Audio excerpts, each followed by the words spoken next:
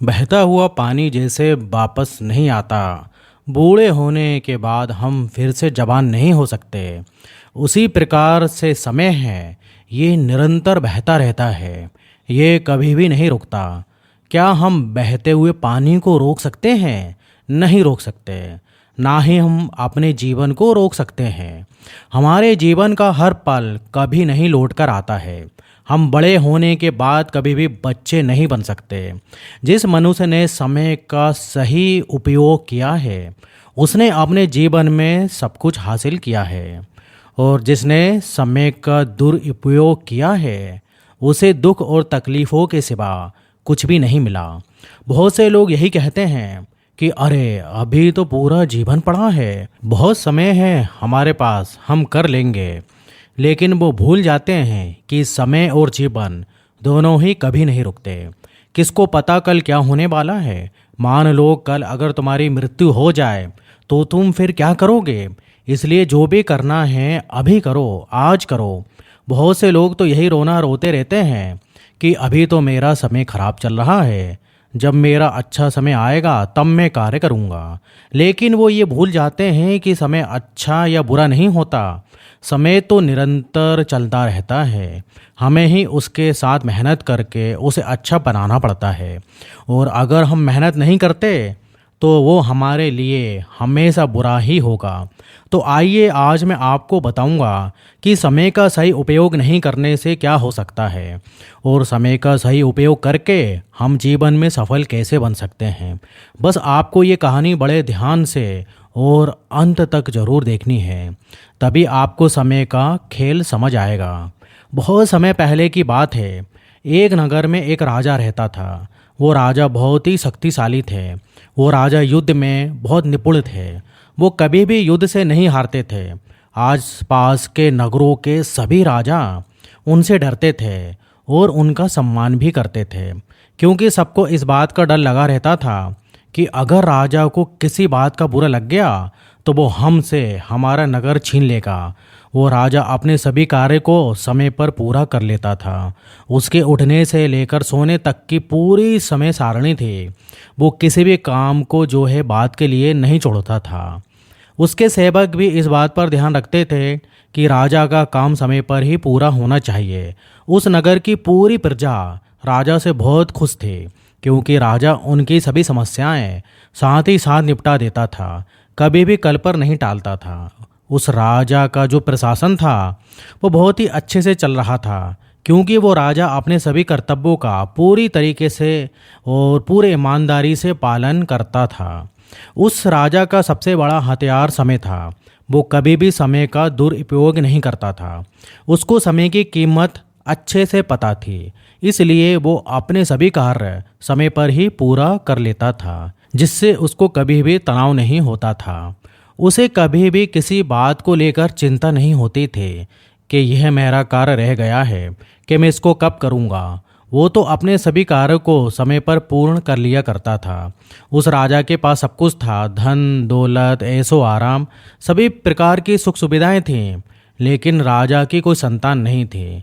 कभी कभी इस बात का जो है राजा को बहुत दुख होता कि उसकी संतान क्यों नहीं है। वह जो है संतान पाने के लिए मंदिरों में जाता, भगवान के आगे माथा टेकता, खूब दान पुण्य करता और कहता कि हे भगवान, मुझे एक संतान दे दो, ताकि मैं भी उसे अपनी तरह बनाऊं, जो मेरे जाने के बाद इस नगर की रक्षा करे, मेरी ही तरह वो वीर बने। और फिर राजा वापस अपने कार्यों में लग जाता। फिर एक दिन राजा को अपनी सेविका से पता चलता है कि रानी जो है गर्भवती है। यह सुनकर राजा की खुशी का तो कोई ठिकाना ही नहीं था। उसने पूरे नगर में मिठाइयाँ बंटवाईं, खूब दान किया, और जब राजा को पुत्र पैदा हुआ तो राजा ने उसका नाम युवराज रखा। राजा अपने पुत्र से बहुत ही स्नेह करता था। वो उसे बचपन से ही अच्छी अच्छी बातें सिखाता था। समय के साथ साथ उसका पुत्र भी बड़ा होने लगा। अब राजा को किसी चीज़ की कोई भी चिंता नहीं रही, क्योंकि राजा का अब जो है पुत्र उसका जो है कारोबार संभाल लेगा। लेकिन राजा जो है जब भी उसे युद्ध नीति सिखाते तो युवराज कुछ ना कुछ बहाना मार कर वहाँ से चला जाता। राजा उसे बहुत ही समझाते कि बेटा, ये सभी तुम्हारे जीवन में आगे तुम्हारे बहुत काम आएंगे। तुम्हें इन बातों को सीखना चाहिए। लेकिन युवराज तो युवराज था। युवराज को जो है कोई भी असर राजा की बात का नहीं होता था। वो तो महल के सुख सुविधाओं का आनंद लेता। जब राजा उसे कुछ कहता तो वह हर बात कल पर करने के लिए टाल देता। राजा उसे कोई भी कार्य करने के लिए देते तो वह कहता कि पिताजी मैं ये काम कल कर दूंगा। राजा जब भी उसे युद्ध नीति सिखाने की बात करते तो वह उनसे कहता कि पिताजी मैं कल सीखूंगा, कल करूंगा करते करते वो युवराज 20 साल का हो चुका था। लेकिन उन्होंने कभी भी जो है युद्ध कौशल नहीं सीखा, ना ही उन्होंने कोई भी कार्य किया। समय कभी रुकता थोड़ी ना है, वो तो निरंतर चलता रहता है। और ना ही हमारा जीवन रुकता है, वो भी निरंतर चलता ही रहता है। देखते ही देखते युवराज जवान हो गया और राजा बूढ़ा हो गया। तभी उसके नज़र पर जो है उसके जो पड़ोसी नज़र के जो राजा थे उन्होंने आक्रमण कर दिया। अब युवराज के सामने समस्या आ पड़ी कि अब वो उनसे युद्ध कैसे करेगा, क्योंकि उसने तो कभी युद्ध कौशल सीखा ही नहीं। अब उसे एहसास होने लगा कि अब मैं युद्ध कैसे करूँगा। ये सोचकर वो अपने पिताजी के पास गया। पर पिताजी भी क्या करते, राजा तो अब बूढ़ा हो चुका था। अब उसके शरीर में इतनी ऊर्जा नहीं रही कि वो रणभूमि में जाकर युद्ध लड़े। राजा ने अपने बेटे से कहा कि अगर तुम समय रहते ही युद्ध कौशल के बारे में सीख लेते तो आज ये नौबत नहीं आती। लेकिन अब हम कुछ भी नहीं कर सकते, हमें उनसे युद्ध तो लेकिन करना ही पड़ेगा। इसके अलावा हमारे पास कोई भी रास्ता नहीं है, क्योंकि राजा कभी युद्ध से पीछे नहीं हटते, फिर चाहे परिणाम कैसा भी क्यों ना हो। इसके बाद राजा और युवराज अपनी सेना के साथ युद्ध के लिए निकल गए। मगर युवराज को तो युद्ध कौशल के बारे में कुछ भी नहीं पता था। उसे तो ठीक से तलवार चलानी भी नहीं आती थी। और राजा बूढ़ा था तो उसके शरीर में इतनी शक्ति नहीं थी कि वो ठीक तरीके से युद्ध कर सके, जिसका परिणाम ये हुआ कि राजा युद्ध में मारा गया और युवराज भी बुरी तरीके से घायल हो गया। पड़ोसी नगर के राजा ने उनका नगर उनसे छीन लिया। जैसे तैसे करके युवराज अपनी जान बचाकर वहाँ से निकल आया। वो युवराज वहाँ से जंगल में पहुँच गया। उसका सब कुछ नष्ट हो चुका था। अब उसे अपने पिताजी की कई सारी बातें याद आ रही थी, लेकिन अब उन्हें याद करके क्या फ़ायदा। जब चिड़िया चुग गई खेत तो पछताने से क्या होगा। तब युवराज को जो है खाने पीने के लिए कुछ भी नहीं मिला, तो उसने जंगली फल खाकर अपने पेट भरा।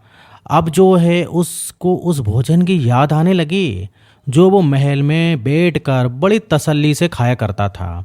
अब उसकी हालत ऐसी हो गई थी, काश उसने समय रहते अपने पिताजी से जो है युद्ध कौशल सीख लिया होता तो आज उसे अपना सब कुछ गंवाना नहीं पड़ता। पर अब तो समय जा चुका है, अब जो है मैं कुछ नहीं कर सकता। यह कहकर वो युवराज जंगल में ज़ोर ज़ोर से रोने लगा। तभी उसके रोने की आवाज़ उस जंगल में ही रहने वाले एक बौद्ध भिक्षु ने सुन ली। वो बौद्ध भिक्षु युवराज के रोने की आवाज़ सुनकर उसके पास आए और उससे बोले कि क्या हुआ बालक, तुम इस जंगल में क्यों रो रहे हो? तुम तो एक राजकुमार प्रतीत होते हो, फिर इस जंगल में क्या कर रहे हो? उन बौद्ध भिक्षु की ये बात सुनकर वो युवराज बोला, कहाँ का राजकुमार? मैं तो राजकुमार था पर अब नहीं हूँ। मेरा सब कुछ लुट गया, अब मेरे पास कुछ भी नहीं है। मैंने अपने समय को बर्बाद किया और समय ने फिर जाकर मुझे बर्बाद कर दिया। अब मैं क्या करूँ, मुझे कुछ भी समझ नहीं आ रहा। युवराज की पूरी बात वो बौद्ध भिक्षु जो है बड़े ही ध्यान से सुन रहे थे और फिर युवराज से कहते हैं कि अगर तुम चाहो तो अपना सब कुछ अभी भी हासिल कर सकते हो। ये सुनकर युवराज बोला कि कैसे महाराज, क्या आप मुझे बता सकते हो कि मैं ऐसा क्या करूं जिससे मैं अपना सब कुछ हासिल कर सकूं? तब वो बौद्ध भिक्षु उससे बोलते हैं कि तुमने पहले समय को बहुत ही ज़्यादा बर्बाद किया है, इसलिए जो समय जा चुका है हम उसे तो वापस नहीं ला सकते। लेकिन अब जो हमारे पास समय बचा है, अगर तुम उसका सही उपयोग करोगे तो तुम वापस अपने जीवन में सब कुछ हासिल कर सकते हो। ये सुनकर युवराज बोला, तो महाराज मुझे क्या करना होगा? तब बौद्ध भिक्षु उसे बताते हैं कि मैं जो बात तुम्हें बताऊंगा तुम अपने जीवन में हमेशा याद रखना, अपने जीवन में उपयोग में लाना। तो अब मेरी बातों को ध्यान से सुनो। सबसे पहले तो तुम्हें समय के महत्व के बारे में जानना होगा। समय एक अनमोल चीज़ है, ये कभी भी नहीं रुकती। समय कभी भी किसी का गुलाम नहीं रहता। अगर हमने समय बर्बाद कर दिया तो फिर समय हमें बर्बाद कर ही देगा। इसलिए हमें सदा ही समय का सही उपयोग करना चाहिए। और इसका सही सही उपयोग करने के लिए सबसे पहले हमें अपनी दिनचर्या की एक समय सारणी बनानी चाहिए। हम कब उठते हैं, हम कब खाते हैं, कब सोते हैं, कब कौन सा काम करते हैं, इन सभी चीज़ों का जो है समय निर्धारित होना चाहिए, जिससे हम अपना कार्य जो है समय पर पूरा कर सकें। लेकिन हम क्या करते हैं कि हम अपना कोई भी समय निर्धारित नहीं करते। जब हमारी मर्जी होती है तब हम सो जाते हैं, जब हमारी मर्जी होती है हम उठते हैं। और कभी कभी तो हम इतना सोते हैं कि हमारा आधे से ज़्यादा दिन जो है सोने में ही निकल जाता है और फिर हम कुछ भी नहीं कर पाते। इसलिए अपने सभी कार्यों की जो है समय सारणी बनाओ और हर काम को जो है समय पर ही पूरा करो, जिससे कि तुम्हारा काम समय पर पूरा हो सके। और जब हमारा काम पूरा नहीं होता तो हमें तनाव भी होने लगता है कि अब हम इस काम को कैसे करेंगे। हमारे पास तो समय नहीं बचा, जिससे आपका वो काम बिगड़ भी सकता है। हमें अपना कार्य करने के लिए एक समय निर्धारित करना चाहिए कि मुझे ये कार्य जो है इसी समय पर पूरा करना है, तो करना है मतलब इसी समय पर पूरा करना ही है। मुझे इतने दिनों में ये काम जो है पूरा करना है तो करना है, या फिर मुझे ये काम इतने समय में सीखना है तो फिर सीखना ही है। हमें जो है अपने लक्ष्य का समय निर्धारित करके रखना चाहिए कि चाहे कुछ भी हो जाए, मैं इस काम को इतने दिनों में पूरा करके ही रहूँगा। और जब हमारे काम के प्रति हमारे अंदर जुनून रहता है तो हम कभी भी अपना समय बर्बाद नहीं करते। हमारे मन में निरंतर हमारे प्रति सजगता बनी रहती है। हम अपने ज़्यादा से ज़्यादा समय अपने काम को देते हैं। इसलिए हमारे लक्ष्य काम के प्रति हमारा जुनून मजबूत होना चाहिए। ऐसा नहीं कि हमने लक्ष्य तो बना लिया कि मैं एक बहुत बड़ा आदमी बनूंगा और फिर परिश्रम ही नहीं किया। अक्सर लोग ऐसा ही करते हैं, सपने तो बड़े बड़े देख लेते हैं पर उन पर कभी भी काम नहीं करते, जिससे वो कभी सफल हो ही नहीं पाते। हमें कभी भी अपने कार्य को कल पर नहीं टालना चाहिए, क्योंकि हमारा कल तो कभी आता ही नहीं है। जो भी कार्य हमें करना है उसे अभी ही पूरा कर लेना चाहिए। और जब हम अपने कार्य को टालते रहते हैं तो वो एक दिन हमारे लिए बोझ बन जाता है और हमें फिर तनाव उत्पन्न होता है। हम बहुत सारा काम कभी भी एक दिन में नहीं कर सकते। इसलिए हमें हमारा काम समय पर ही रोज ही पूरा कर लेना चाहिए, जिससे कि हमारे ऊपर उस काम का बोझ नहीं बने और हमारा काम भी समय पर पूरा हो जाए। जबकि अक्सर लोग अपने काम को कल के लिए छोड़ देते हैं और उन्हें पता चलता है कि कल तो बहुत सारा काम है, फिर वो चिंता करने लगते हैं कि मैं इस काम को कल ही कर लेता तो सही रहता, क्योंकि आज तो मेरे पास बहुत ज़्यादा काम है। तो फिर वो ना तो कल के काम को पूरा कर पाते हैं और ना ही आज के काम को पूरा कर पाते हैं। हमें सदैव ऐसे लोगों के साथ रहना चाहिए जो कि समय का सही तरीके से उपयोग करते हों, जिन्हें समय की कीमत पता हो। ऐसे लोग हमें कभी भी समय बर्बाद नहीं करने देते। ये हमें हमेशा सही मार्ग बताएंगे और हमेशा हमारा सही मार्गदर्शन करते रहेंगे। जब हम गलत कार्य करेंगे तो ये हमें रोकेंगे, क्योंकि उन्हें पता रहेगा कि ये हम गलत कर रहे हैं। अक्सर हम जिन लोगों के साथ रहते हैं हम भी धीरे धीरे वैसे ही बन जाते हैं।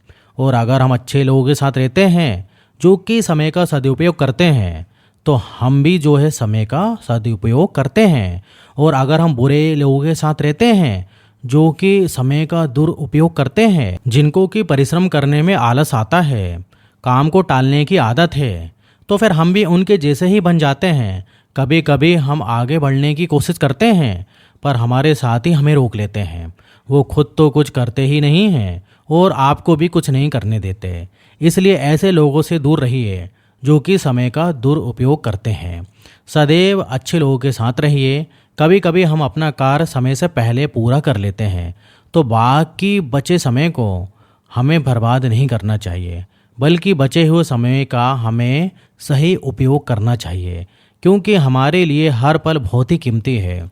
जब हमारे पास समय बचे तो हमें उस समय में अन्य काम कर लेना चाहिए, जैसे हम उस खाली समय में योगा कर सकते हैं, ध्यान कर सकते हैं, जिससे हमारे शरीर में ताजगी और स्फूर्ति आती है और हमारा समय भी बर्बाद नहीं होता। कुछ लोग समय से ज़्यादा धन को महत्व देते हैं, जबकि ये भूल जाते हैं कि समय से कीमती इस कायनात में कुछ भी नहीं। ये समय ही तो है जो हमें धन, समृद्धि और खुशी देता है।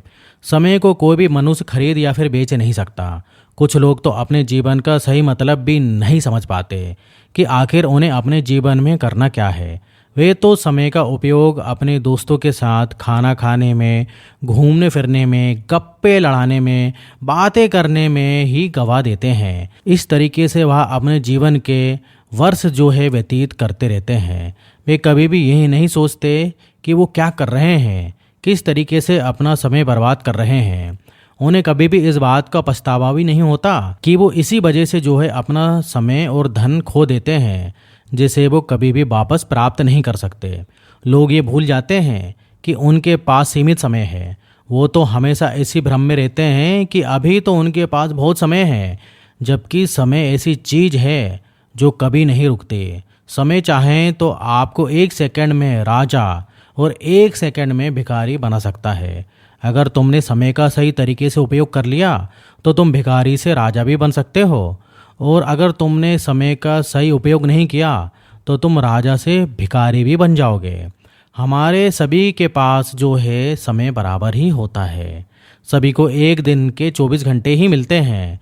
तो फिर कोई सफल तो कोई असफल क्यों होता है?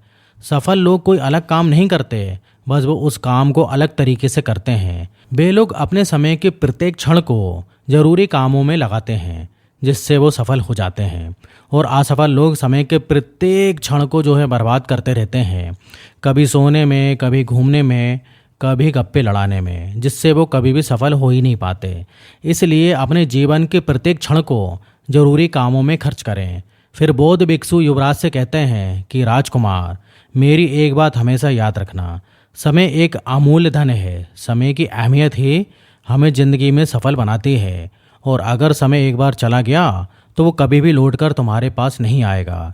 इस पूरे पृथ्वी पर समय से अधिक मूल्यवान कुछ भी नहीं है, ना पैसा ना ताकत, क्योंकि जब तुम्हारा समय साथ नहीं देता है तो तुम्हारा पैसा और तुम्हारी ताकत भी तुम्हारी किसी काम की नहीं होती है।